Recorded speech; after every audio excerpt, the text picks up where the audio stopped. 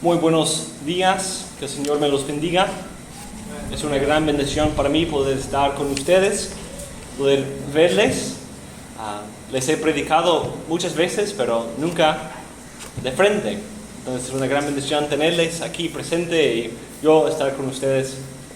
Les envío a cada uno muchos saludos y amor de parte de la iglesia en Santo Domingo. Oramos por ustedes cada domingo, cada culto de oración. Mencionamos la misión aquí en Manta y estamos muy agradecidos al Señor por la obra que está haciendo en ustedes. Y damos gloria a su nombre y estamos muy felices de poder caminar junto a ustedes en esta meta, en este deseo de ser una iglesia bautista reformada y seguir en obediencia al Señor. Les invito a acompañarme en el libro de Efesios.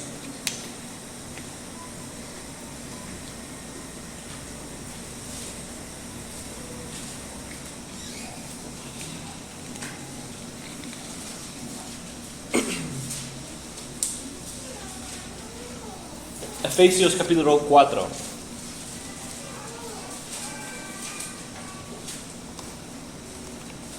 Vamos a leer nuestro texto y de ahí orar una vez más.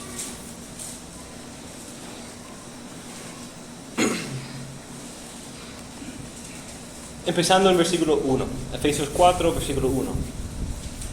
Yo pues, preso en el Señor, os ruego que andéis como es digno de la vocación con que fuisteis llamados, con toda humildad y mansedumbre, soportándoos con paciencia los unos a los otros en amor, solícitos en guardar la unidad del Espíritu en el vínculo de la paz, un cuerpo y un espíritu, como fuisteis también llamados en una misma esperanza de vuestra vocación, un Señor, una fe, un bautismo, un Dios y Padre de todos, el cual es sobre todos y por todos y en todos. Pero a cada uno de nosotros fue dada la gracia conforme a la medida del don de Cristo. Por lo cual dice, subiendo a lo alto llevó cautiva la cautividad y dio dones a los hombres. Y eso de que subió, ¿qué es? Sino que también había descendido primero a las partes más bajas de la tierra. El que descendió es el mismo que también subió por encima de todos los cielos para llenarlo todo. Y él mismo constituyó a unos apóstoles, a otros profetas, a otros evangelistas, a otros pastores y maestros, al fin de perfeccionar a los santos para la obra del ministerio, para la edificación del cuerpo de Cristo, hasta que todos lleguemos a la unidad de la fe y del conocimiento del Hijo de Dios, a un varón perfecto, a la medida de la estatura de la plenitud de Cristo, para que ya no seamos niños fluctuantes, llevados por doquiera de todo viento de doctrina, por estratagema de hombres, para engañar emplean con astucia las artimañas del error, sino que siguiendo la verdad en amor, crezcamos en todo en aquel que es la cabeza, esto es, Cristo, de quien todo el cuerpo, bien concertado y unido entre sí, por todas las coyunturas que se ayuden mutuamente, según la actividad propia de cada miembro, recibe su crecimiento para ir edificándose en amor. Les invito a orar una vez más conmigo. Oh gran Dios, nuestro Padre, el que nos has llamado, gracias por el gran privilegio de ser llamados tus hijos, ser llamados tus siervos, ser llamados miembros del cuerpo de Cristo, de ser llamados para salir del dominio de las tinieblas y de Satanás, a poder morar en el reino de luz de tu amadísimo Hijo. Gloria a tu nombre. Ayúdanos, oh Señor, con la verdad de ese texto, por el poder de tu Espíritu Santo, para transformarnos más a la plenitud de la estatura de Cristo. Para que esta misión pueda encaminarse conforme a tu palabra, en amor, verdad y unidad. Buscando, Señor, glorificarte a ti y reflejar la gloria de tu obra que tú has hecho a través de Cristo y estás haciendo a través de tu Espíritu Santo. ayúdanos a entender. Ilumina nuestros corazones, nuestros ojos, para que entendamos la rica verdad que hoy nos presentas en este texto.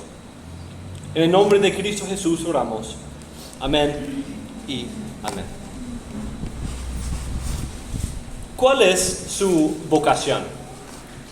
Tuve el privilegio anoche y también un poco esta mañana de conversar con algunos de ustedes y saber a qué se dediquen, cuál es su trabajo, su vocación.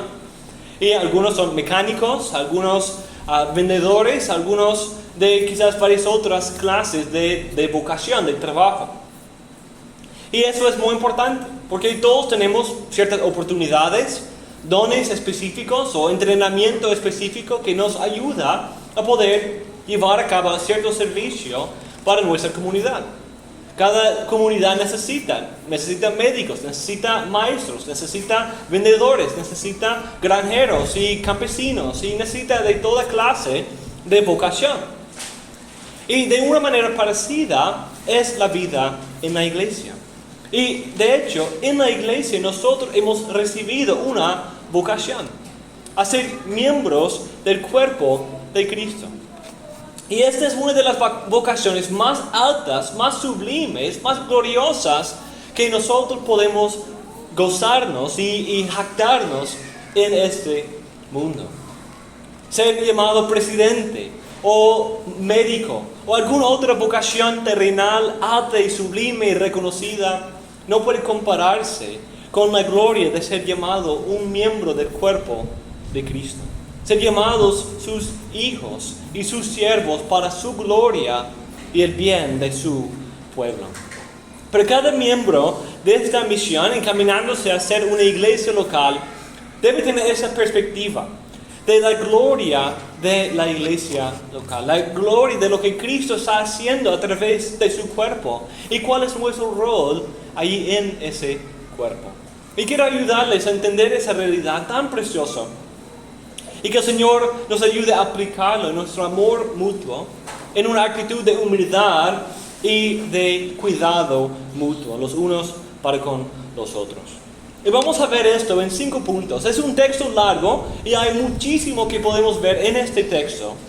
Pero vamos a dar un exégesis un poco más en la superficie, porque meternos en todos los detalles tomaría mucho tiempo. Pero vamos a ver 5 puntos que nos dan la gloria, el núcleo de este texto, que podemos aplicar a nuestras vidas y a la vida de esta misión. En primer lugar, vamos a ver la gloria de esta vocación a la unidad. La gloria de esta vocación a ser unidos. En versículos 1 a 3. Y de ahí vamos a ver la base de esta unidad en versículos 4 a 6. La fuente de esta unidad en 7 a 11. La meta de esta unidad en 12 a 14. Y la práctica en 15 y 16. Entonces, la exhortación o el llamado, la base de esta unidad, la fuente, la meta y la práctica. Vemos en primer lugar esta gran importancia de este llamado a ser unidos. Dice así: yo pues, preso en el Señor, os ruego que andéis como es digno de la vocación con que fuisteis llamados, con toda humildad y mansedumbre, soportándoos con paciencia los unos a los otros en amor, solícitos en guardar la unidad del Espíritu en el vínculo de la paz. Aquí encontramos un llamado, una exhortación de parte del apóstol Pablo a que esta iglesia en Éfeso ande de manera digna, como es digno de la vocación con que fuimos llamados. Qué increíble, qué alto este lenguaje.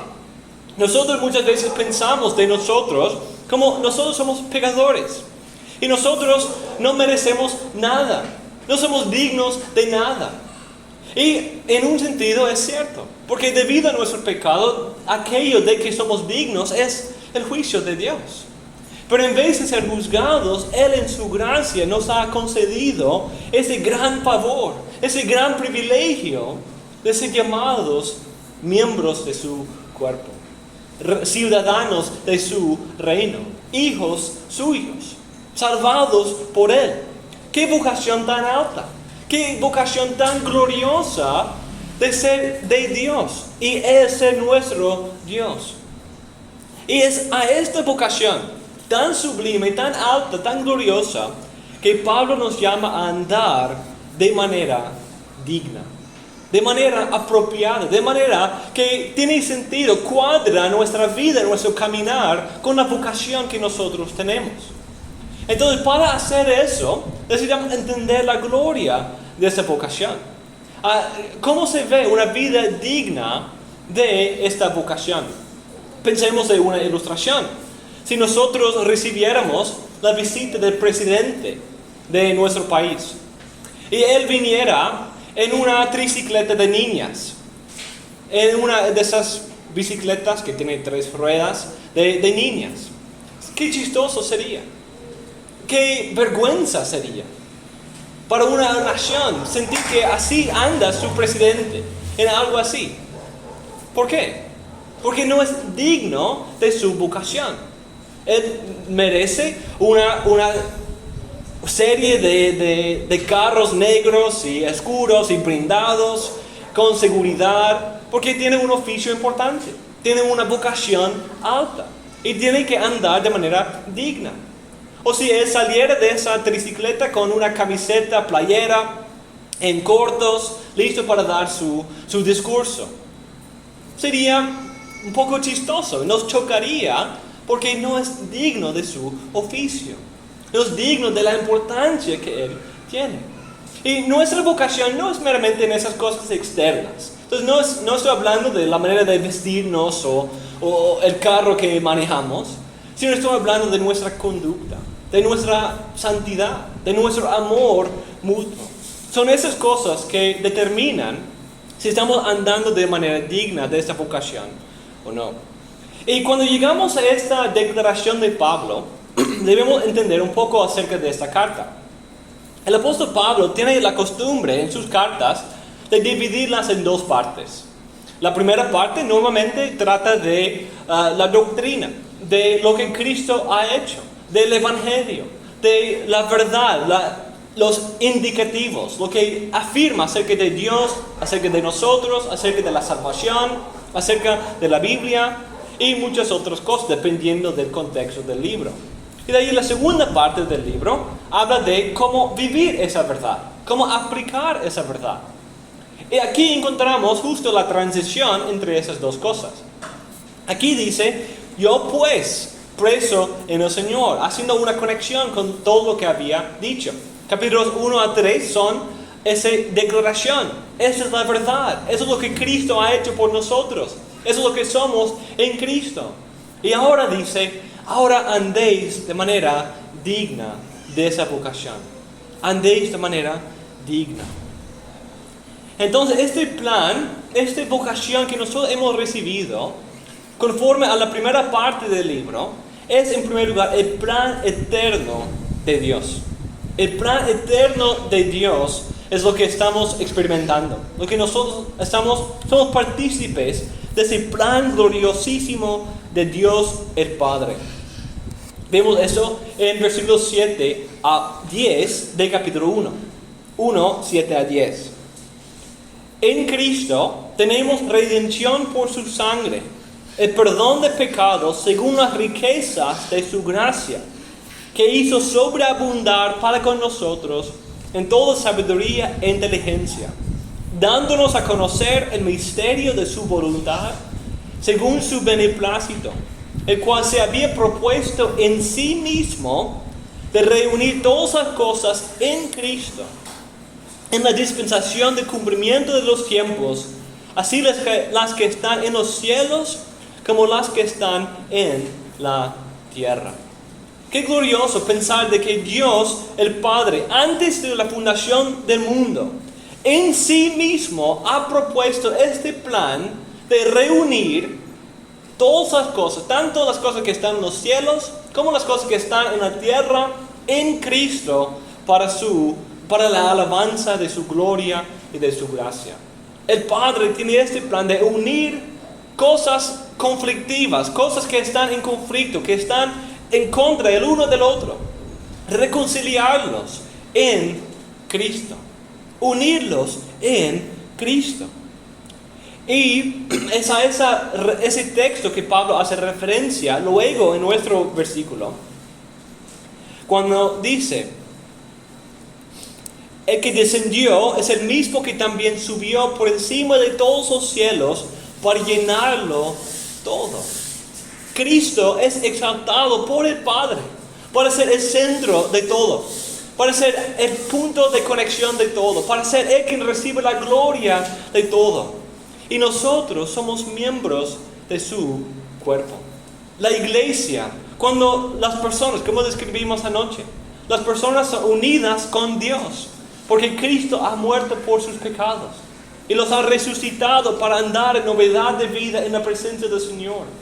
Y los ha reconciliado los unos con los otros, porque han derribado esa pared de separación que dividía nación de nación, dividía grupo socioeconómico de otro grupo socioeconómico, dividía esclavos de los ricos, dividía los judíos de los gentiles. Pero Cristo los ha unido en sí, en Él, en su cuerpo hay esa unidad. Y ese es el plan de Dios para que Él reciba gloria a través de Cristo y su pueblo reunido en Él. Y es a ese llamado, a ese ser unidos en Cristo que nosotros somos llamados. El plan que el Padre diseñó antes de la fundación del mundo. Ese plan es lo que nosotros estamos viviendo cuando una iglesia se reúne, o cuando una iglesia vive en comunión y se ama mutuamente, y andan en unidad, y crecen en la verdad. Estamos manifestando el cumplimiento de ese plan eterno de Dios el Padre. Pero en segundo lugar, es también el honor más glorioso de Cristo. Como dije, el Padre quiere hacer todo esto para la gloria de su Hijo, para que todo sea reunido y reconciliado en Él. Y en Efesios 1, a partir del versículo 17, Pablo expresa una oración. Y una oración en que dice: yo oro que les des espíritu de entendimiento y de iluminación. Porque las cosas que hemos recibido en Cristo son tan gloriosas, son tan celestiales, son tan fuera de este mundo, que requiere una obra divina de iluminación para entenderlas. Se requiere que Dios nos abra los ojos, porque nuestros ojos no están acostumbrados a ver algo tan glorioso. Es como poder mirar el sol, que nosotros no podemos mirar el sol, a menos que tengamos lentes especiales, porque la gloria del sol nos quema los ojos, nos ciega. Pero eso es lo que hemos recibido en Cristo, una herencia tan gloriosa. Y Pablo está pidiendo que tengamos lentes especiales para poder ver la gloria y poder apreciar la gloria de lo que hemos recibido en Cristo. ¿Y cuál es eso? ¿Y cuál es la supereminente grandeza de su poder para con nosotros los que creemos, según la operación de poder de su fuerza, la cual operó en Cristo, resucitándole de los muertos y sentándole a su diestra en los lugares celestiales, sobre todo principado y autoridad y poder y señorío y sobre todo nombre que se nombra, no solo en este siglo, sino también en el venidero. Y sometió todas las cosas bajo sus pies y lo dio por cabeza sobre todas las cosas a la iglesia, la cual es su cuerpo, la plenitud de aquel que todo lo llena en todo. Cristo, debido a su obra de humillación, de venir al mundo y sufrir en nuestro lugar, en morir por los pecadores, en humillarse siendo Dios, despojándose de su gloria celestial, a venir y ser un varón de dolores, a conocer nuestras aflicciones, poder tomar nuestros pecados sobre sí y morir en nuestro lugar. El Padre lo ha recompensado por su sacrificio. El Padre lo ha recompensado y lo ha exaltado, le ha dado un nombre sobre todo nombre, le ha dado un puesto sobre todo puesto, una autoridad sobre toda autoridad, y le ha exaltado por encima de todo y ha sometido todo bajo sus pies. ¿Y cuál es el punto de eso? Para que Él sea la cabeza de su cuerpo, para que Él sea el esposo de su novia, para que Él sea aquel en quien todo lo demás es reunido en la iglesia. La iglesia es el cuerpo de aquel, la plenitud de aquel que todo lo llena en todo. El cuerpo de Cristo, una iglesia, aunque sea pequeña, es una manifestación visible de esa realidad invisible. De Cristo reunido y sentado en su trono celestial, habiendo cumplido su obra, y Él reuniendo todas las cosas en sí, como recompensa por su obra tan perfecta que Él ha cumplido. Qué glorioso que nosotros podemos ser eso, la manifestación terrenal de la obra gloriosa de Cristo, partícipes de su obra y miembros de su cuerpo. Que andemos digno. ¿Y cómo vamos a andar digno de esta vocación? Esta vocación tan alta y sublime.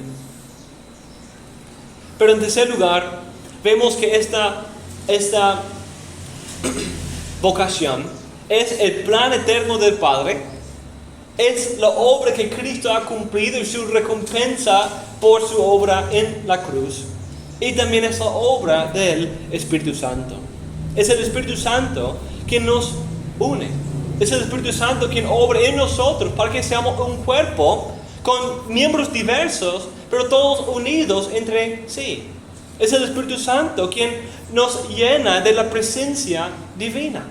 Es el Espíritu Santo quien hace esa obra particular y aplicar la obra de Cristo, en que somos unidos con Dios y tenemos a Él en nosotros, y que somos unidos los unos entre los otros, aun a pesar de nuestras varias diversidades y talentos diferentes. Es el Espíritu Santo, y vemos eso en nuestro texto, en que ahí en versículo 3, cómo describe la unidad a la cual nosotros somos llamados. Esforzándoos por preservar la unidad del Espíritu en el vínculo de la paz. Somos unidos en el Espíritu. Entonces somos unidos y llamados conforme al plan eterno del Padre, debido a la obra cumplida de Cristo y su exaltación, y debido a la aplicación del Espíritu Santo de esa obra de Cristo. Es la obra de Dios Trino llamarnos a esta vocación. Todo Dios Trino está obrando a nuestro favor para darnos esta vocación de que seamos una iglesia unida, creciendo en verdad y en amor. Entonces, debemos hacer la pregunta: si nuestra vocación es tan gloriosa, tan alta, tan celestial, ¿cómo podemos andar dignamente de esto? Nunca puedo alcanzar esa dignidad. Nunca puedo vivir de una manera correspondiente que cuadra bien con esa verdad de lo que yo soy en Cristo. En verdad, en nuestras fuerzas es imposible. En nosotros mismos es imposible. Pero hay algo que nos ayuda. Hay mucho que nos ayuda. Y vamos a ver eso en los otros puntos. Vemos en primer lugar una manifestación de cómo eso se ve, para tener una idea de cómo eso se verá. Con toda humildad y mansedumbre, con paciencia, soportándoos unos a otros en amor, esforzándoos por preservar la unidad del Espíritu en el vínculo de la paz. Ese cuerpo que Cristo ha reunido, su pueblo que Él ha redimido y le ha llamado a una vocación tan alta y gloriosa, ¿cómo podemos vivir de manera digna? ¿Cómo se ve vivir de manera digna de esto? En primer lugar, vemos aquí que se ve como hombres y mujeres humildes y mansos. Personas mansas, humildes, que no están buscando elevarse a sí mismos, sino reconocen que es Cristo que merece la gloria. Y es otros que merecen la gloria y no yo. Es alguien que no se preocupa en primer lugar por sus propias cosas, sus propios intereses, sino por las cosas y los intereses de los demás. Como dice Filipenses 2, 1-4, que habla de lo mismo. Humildad, mostrando esa misma mente que hubo en nuestro Señor Jesucristo. Que aunque tuvo toda la gloria, todo derecho a gloria, se despojó de ese derecho para poder humillarse hasta la muerte. La forma de siervo hasta la muerte y sacrificio por otros. Se ve como una iglesia en que cada uno da preferencia los unos a los otros. Con paciencia, soportándoos unos a otros en amor. Se ve como un amor paciente. Que aunque quizás no seamos todos iguales, todos compatibles, podemos tener esos roces y conflictos que son naturales para pecadores, pero que se traten con paciencia, con amor, creciendo juntos, buscando ver la obra de Dios el uno en el otro y dando gloria al Señor por eso, reconociendo mi necesidad que yo tengo de los otros miembros de ese cuerpo, que no soy un cuerpo solo, sino soy solo un miembro que tengo necesidad de otros también. Esforzándonos por preservar la unidad del Espíritu. Humildad, amor paciente y la unidad del Espíritu. El Espíritu Santo ya ha establecido la unidad de la iglesia, porque se basa en su obra, se basa en la verdad de lo que Cristo ha hecho. Pero dice que nosotros debemos esforzarnos por preservar esa unidad y no permitir que nuestra ambición personal, nuestros intereses personales, nuestras preferencias personales sean llevados a dañar esa unidad del Espíritu. Entonces, ¿en qué se basa esta unidad? De eso vemos en versículos 4-6. Hay un solo cuerpo y un solo Espíritu, así como también vosotros fuisteis llamados en una misma esperanza de vuestra vocación.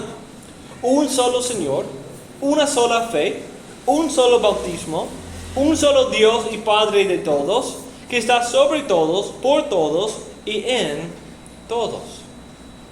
Qué glorioso pensar de todas esas unas. ¿Cuántas cosas hay diversas en nuestras vidas? No tenemos todos el mismo país, no todos tenemos la misma ciudad, no todos tenemos el mismo trabajo, no todos tenemos el mismo trasfondo personal, no todos venimos de la misma familia, no todos vivimos en el mismo tipo de casa o vivimos en el mismo nivel económico. Somos todos muy diversos, ¿cierto? Y no todos somos uno en todo. No somos uniformes en ser todos exactamente iguales, como copia y pega el uno del otro. Pero mira toda esta lista de cosas que tenemos en común.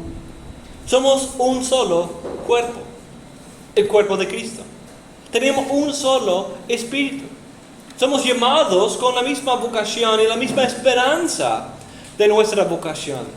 Tenemos un solo Señor, una sola fe, un solo bautismo, un solo Dios y Padre, que está Padre de todos, que está sobre todos, por todos y en todos.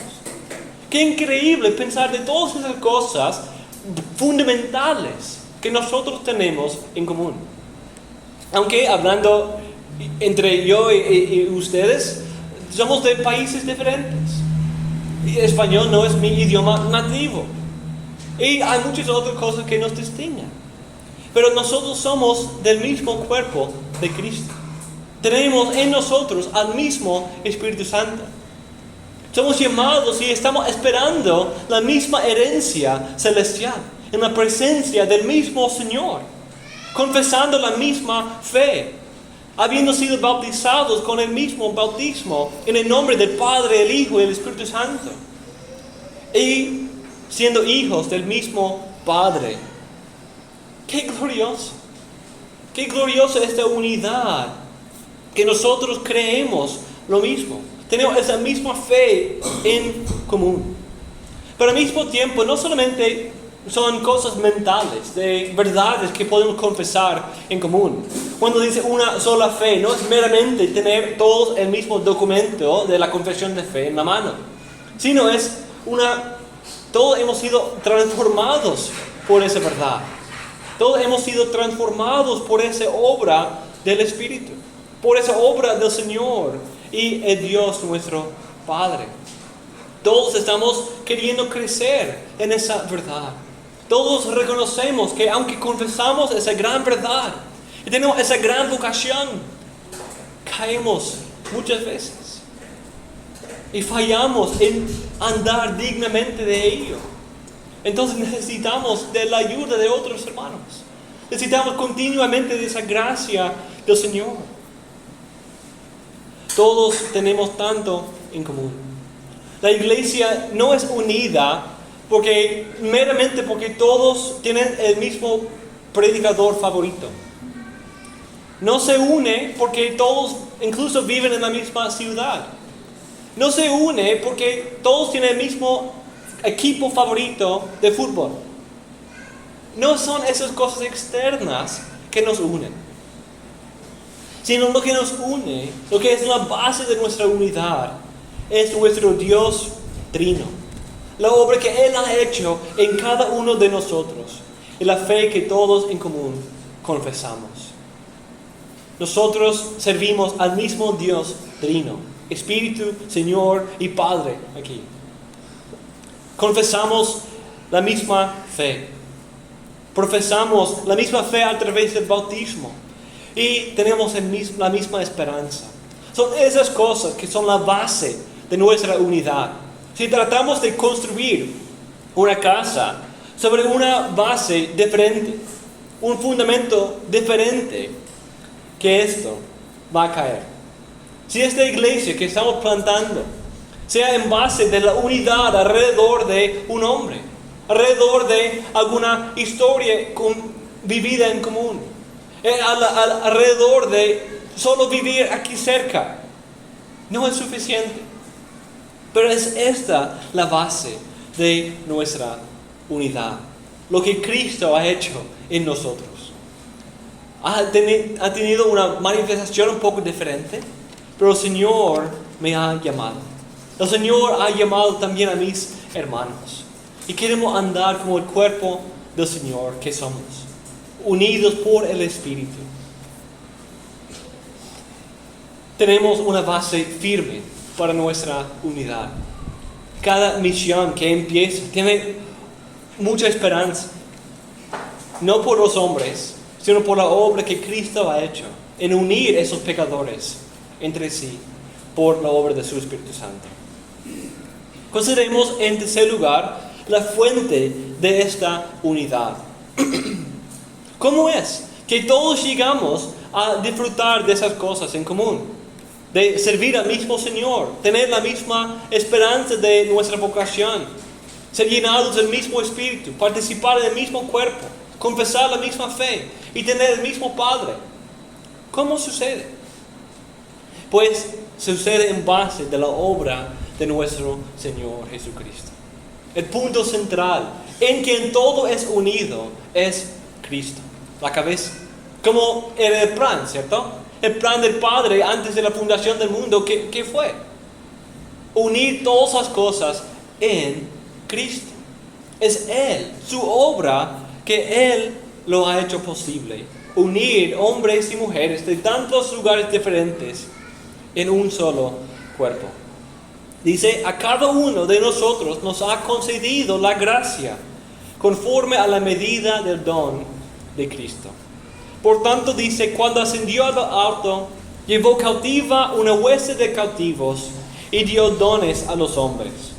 Esta expresión, ascendió, ¿qué significa? Sino que Él también había descendido a las profundidades de la tierra. El que descendió es también el mismo que ascendió, mucho más arriba de todos los cielos, para poder llenarlo todo. Él dio a algunos a ser apóstoles, a otros profetas, a otros evangelistas, a otros pastores y maestros. Entonces aquí vemos la fuente de esta unidad de los dones diversos que cada miembro tiene en este cuerpo. Y es la obra cumplida de Cristo. Cristo mismo ha cumplido su obra de salvar a su pueblo escogido, de morir en la cruz por su pueblo y poder concederles la gracia salvadora y la gracia también de sus dones para poder servirse mutuamente los unos a los otros. Todo eso depende de lo que Cristo hizo en la cruz y cómo el Padre lo recompensó, subiéndolo, elevándolo, exaltándolo por encima de todo. Y debido a que Cristo ha cumplido su obra, la iglesia ha sido unida. Está siendo unida entre sí y con su Señor. Esa es la obra de Cristo, el plan del Padre cumpliéndose y Cristo recibiendo la recompensa de su obra. Cuando una iglesia vive en comunión, vive en unidad, en amor, en verdad, allí vemos Cristo recibiendo la recompensa de su obra. Cristo recibiendo la recompensa de parte del Padre de la obra que Él ha cumplido. Porque el Padre quiere exaltar al Hijo y reunir todas las cosas en Él. Y cuando una iglesia se une en Él, eso es lo que estamos viendo. Aunque aquí sea imperfecto, tenga sus fallas, no sea perfecto todavía, pero es el inicio de esa obra que el Padre está haciendo, de reunir todas las cosas en Cristo, como recompensa por su obra, de haber descendido a las partes más bajas de la tierra, sacrificar su vida por nosotros, morir en la cruz por nosotros, y así ser exaltado por encima de todos, para poder llenarlo todo. Entonces, hay una realidad muy importante que debemos entender aquí sobre la naturaleza de esta vocación como iglesia. Que nosotros somos unidos en Cristo. Y Él es la base, el fundamento de la iglesia, como dice Pablo en 1 Corintios 3. No hay otro fundamento que puede ponerse, sino Él que ya se ha puesto, nuestro Señor. Y esa unidad es nuestra identidad en común. Que nosotros tenemos una identidad que nos une completamente. A pesar de cultura, de trasfondo personal, de nuestra personalidad, que pueden distinguirnos, tenemos una identidad compartida. Pero también en el cuerpo de Cristo, como dije, no todos somos exactamente iguales. Somos unidos. Tenemos la misma fe, el mismo Dios, la misma salvación, la misma herencia, pero somos diversos al mismo tiempo. Porque esa gracia que nos une con Cristo también viene en medidas diferentes. Y cada uno ha recibido una medida para poder servir en una función particular. Esta unidad es una unidad a través y en medio de diversidad. Qué interesante. Pero esa es la gran sabiduría de nuestro Dios manifestada. Que hombres y mujeres, incluso todos aquí, no tienen la misma vocación. No todos, dos de ustedes por lo menos son mecánicos, pero no todos son mecánicos. No todos tienen la misma vocación en este mundo, porque todos tienen su propio trasfondo, sus propios dones y talentos y intereses. Y de una manera parecida, no todos tienen el mismo rol, la misma función en la iglesia. ¿Cierto? Todos tienen dones distintos de parte de Cristo. Él dio a algunos el ser apóstoles, a otros profetas, a otros evangelistas, a otros pastores y maestros. Aquí solo vemos un vistazo de la diversidad de esos dones que Cristo ha concedido a su iglesia. Entonces, estamos viendo el cuadro, ¿cierto? El Padre, antes de la fundación del mundo, hizo ese plan glorioso entre el Padre, Hijo y Espíritu Santo, de exaltar al Hijo y reunir todas las cosas en Él y hacerlo a través de la obra del Espíritu Santo. Y Cristo logró ese plan a través de su propia humillación, a través de morir en la cruz y ser resucitado y exaltado por el Padre. Y al ser resucitado y exaltado, Él envía a su Espíritu Santo para aplicar esta obra y unir su iglesia. Unir su iglesia en que todos son exactamente iguales en ese sentido de confesar la misma fe, en tener al mismo Dios, en tener la misma esperanza para los cielos y para la herencia celestial, tener el mismo bautismo y confesar al mismo Padre. Todos somos iguales en ese sentido. No hay uno que sea más hijo de Dios que otro, que sea más heredero de los cielos que otro. Sino, si somos de Cristo, somos todos suyos. Somos todos sus hijos. Somos todos destinados para los cielos. No por nosotros, sino por Él, por su obra. Y Cristo logró no solamente esa unidad en identidad, sino también una función diversa, distinta para cada miembro. Y allí viene la vida de la iglesia. Ahí se manifiesta la unidad y amor de la iglesia. Pero al mismo tiempo, allí entra la posibilidad de conflicto, la posibilidad de roces y de división. Porque no todos somos iguales. Esa diversidad es diseñada por Dios para la edificación de la iglesia, para el cumplimiento de su propósito, para su gloria, para dar más brillo al diamante. Que un diamante que fuera plano no sería muy hermoso, ¿cierto? Sería vidrio. Pero un diamante que tiene todas esas facetas diversas es lo que le da su brillo. Lo que le da ese toque especial que la luz y el sol puede penetrarlo de varias maneras. Y refleja todo el arco iris a nuestro ojo. Es tan glorioso. Así también la iglesia. Pero debido a nuestro orgullo y nuestro pecado remanente, en medio de eso puede entrar orgullo, es decir, mi función es más importante que los otros. Yo soy más necesario para el cuerpo que mi hermano. Él no es tan necesario, entonces vamos a ponerlo al lado. Voy a exaltarme por encima de otros. Voy a poner a mí mismo como si yo fuera la cabeza y reunir todo alrededor de mí. Allí entra la posibilidad de conflicto. Pero allí, cuando esa diversidad es apreciada con amor, con humildad, con paciencia, allí se manifiesta la gloria y la sabiduría de nuestro Dios. Esos dones que Él menciona aquí tienen una función. Y eso nos lleva a ver la meta de esta unidad. En versículos 2 a 14. A fin de capacitar a los santos para la obra del ministerio, para la edificación del cuerpo de Cristo, hasta que todos lleguemos a la unidad de la fe y del conocimiento pleno del Hijo de Dios, a la condición de un hombre maduro, a la medida de la estatura de la plenitud de Cristo, para que ya no seamos niños sacudidos por las olas y llevados de aquí para allá por todo viento de doctrina, por la astucia de los hombres, por las artimañas engañosas del error. Entonces aquí encontramos que el Dios ha dado, Cristo en su exaltación, ha dado una diversidad de dones a su iglesia unida en Él, con este fin, para que los santos lleven a cabo la obra del ministerio, para la edificación del cuerpo de Cristo. Una iglesia es autoedificante.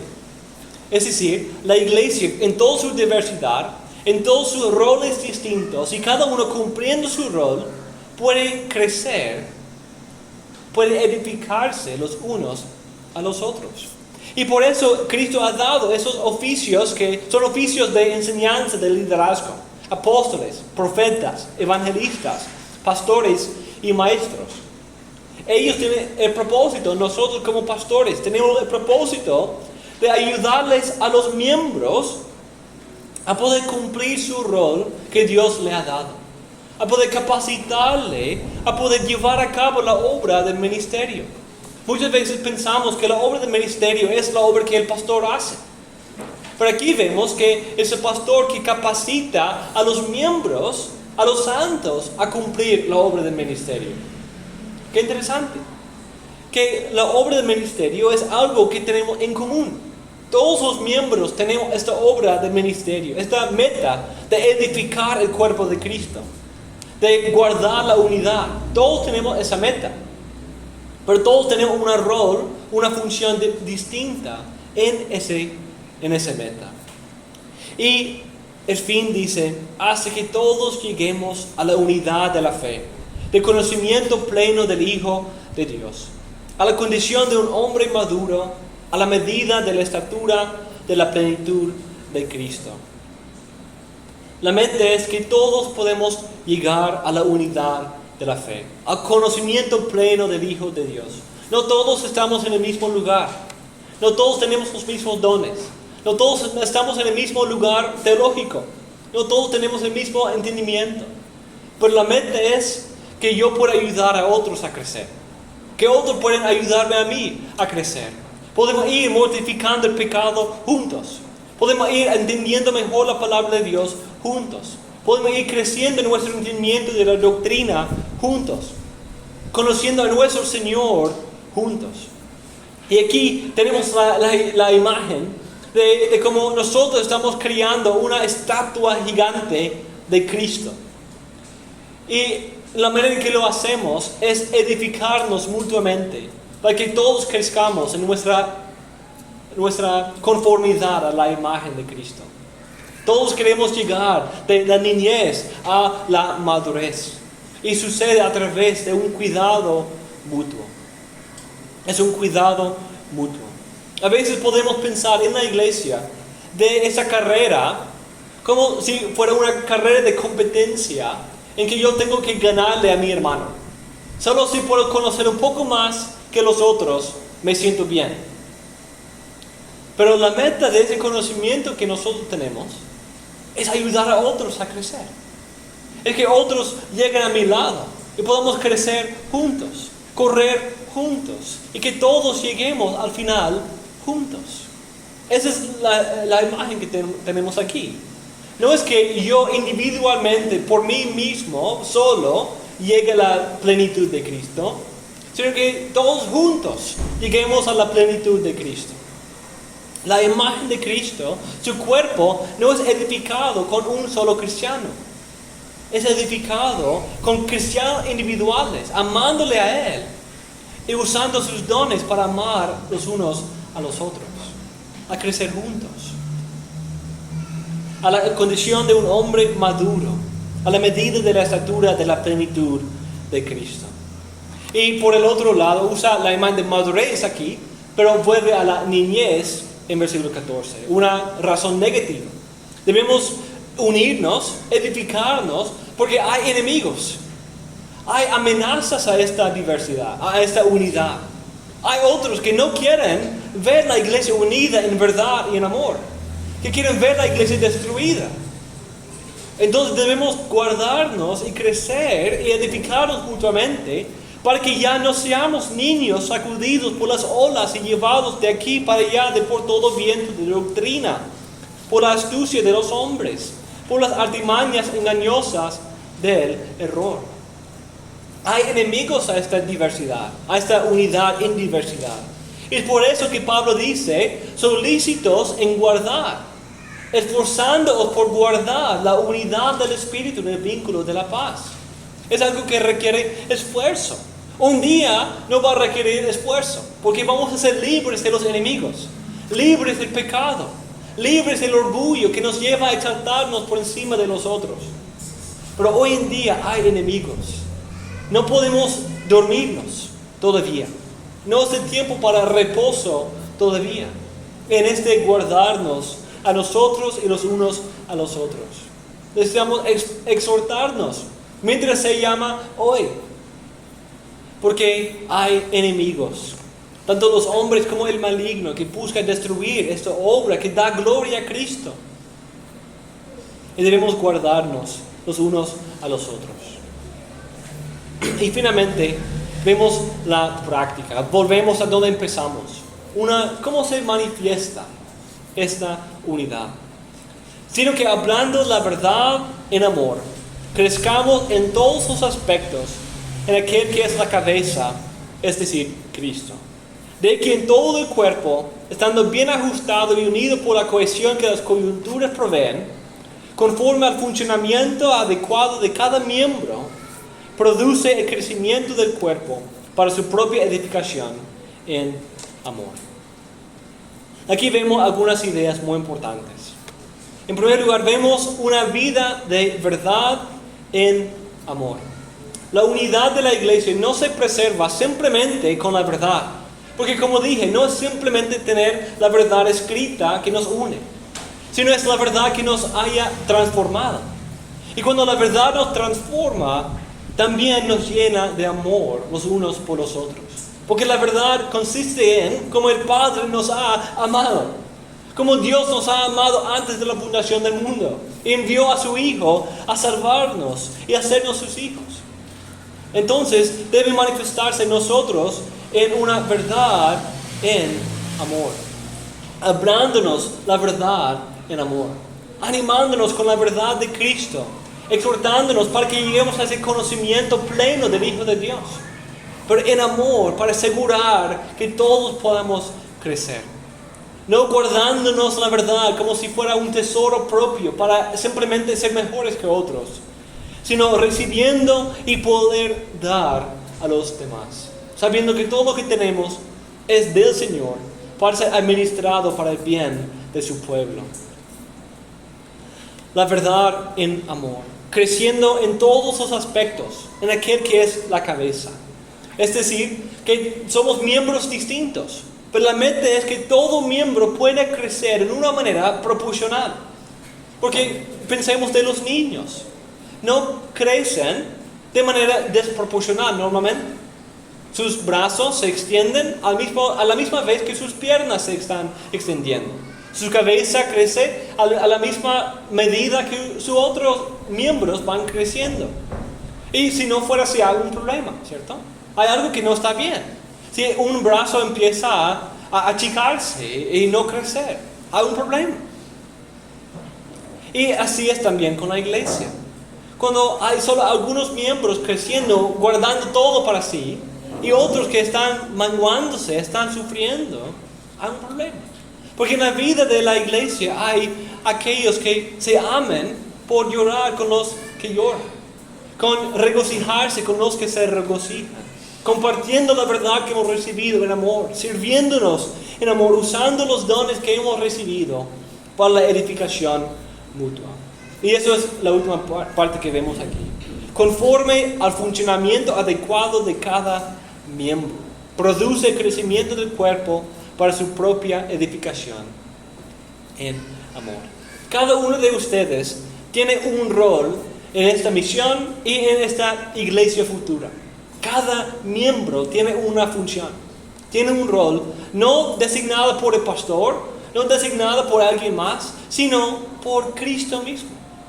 Cristo te ha escogido para una función especial en su iglesia, para la edificación de usted y también de otros. Y la iglesia necesita de cada miembro, de cada don dado por Cristo.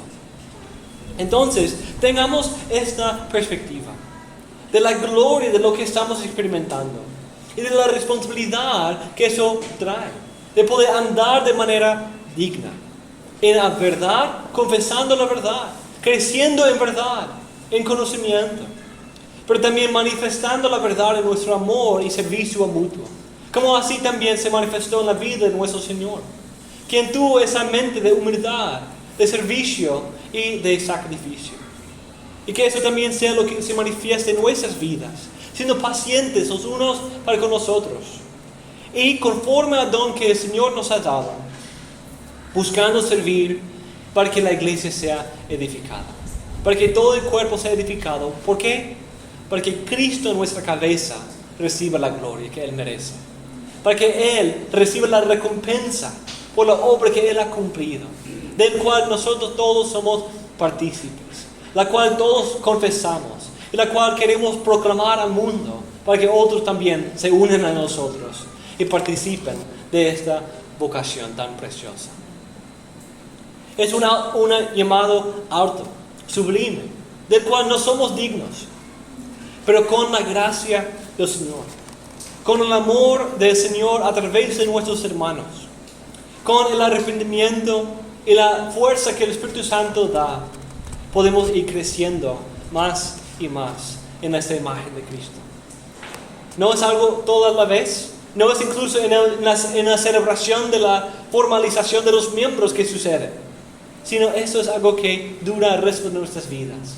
Esa carrera de largo plazo, creciendo juntos, corriendo en amor, para asegurar que todos lleguemos al final, para que todos podamos crecer, todos podamos entender la verdad, confesarla y tenerla transformar nuestras vidas.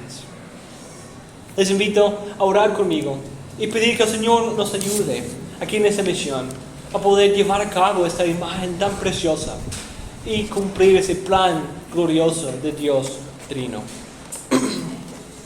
Oh gran Dios, nuestro Padre, gracias por incluirnos en este plan de poder dar gloria a tu Hijo y ser tus hijos, ser tu pueblo, ser tu novia. Oh Señor, qué precioso. No somos dignos, no somos merecedores, pero Señor, qué vocación tan alta, qué privilegio tan estimado nos has dado. Ayúdanos, oh Padre. Sin tu ayuda, sin tu Espíritu Santo, no podemos. Pero gracias que no solamente nos llamas, nos mandas sin dar fuerzas, como así fue el antiguo pacto, sino ahora nos llamas, pero también tú nos llenas con tu poder. Nos llenas de tu gracia, de perdón, de fuerza, de incluso la misma gracia y poder que resucitó a nuestro Señor. Ahora está obrando en nosotros para mortificar nuestro pecado y vivificar la justicia. Oh Señor, que cada miembro de esta misión sea unida, sea humilde y manifieste el amor que han recibido de ti. Para que tú seas glorificado, que Cristo reciba su recompensa y esta obra preciosa del Espíritu Santo también sea la proclamación de tu sabiduría infinita y multiforme al mundo, al universo. Oramos todo eso en el nombre de Cristo Jesús, nuestro Señor. Amén y amén. Quiero invitarles a ponerse de pie, por favor.